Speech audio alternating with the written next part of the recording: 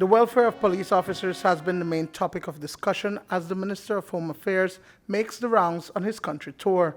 Police barracks, health insurance, and the overall morale of some 2,200 police officers is at the heart of the visit.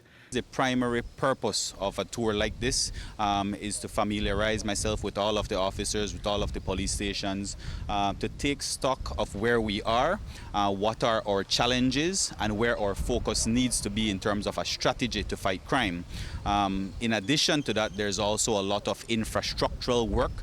I have already been notified by the chair lady, Mrs. Pot, this morning, that in fact there are serious issues with the buildings out here and with the living quarters. It's been a very sad year so far as the Minister of Home Affairs because I've attended 7 funerals for police officers, and what that speaks to is that we have health issues. Our officers are having health issues, and it's something that's very near and dear to me because I firmly believe that they ought to have medical insurance. That's something very basic. There are our frontline officers out there facing so many challenges, so it's critical that they get that. Only 400 police officers are currently insured, and they are paying that out of their pockets.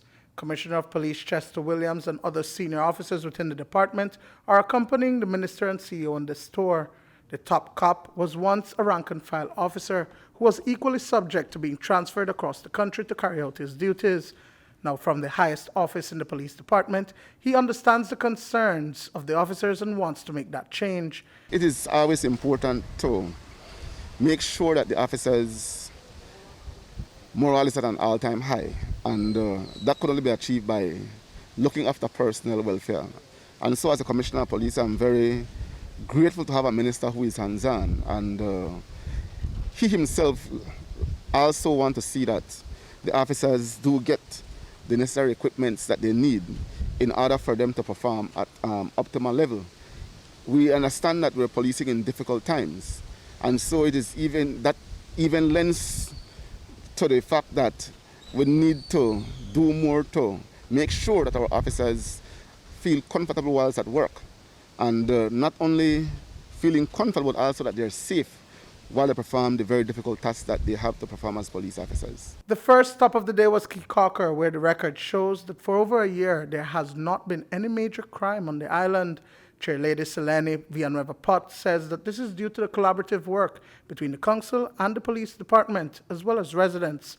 It's commendable because they want to know what's going on ground, what they're happy with, what they're not happy with.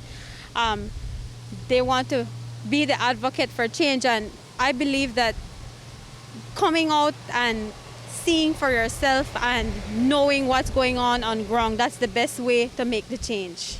Duane, Moody for News 5.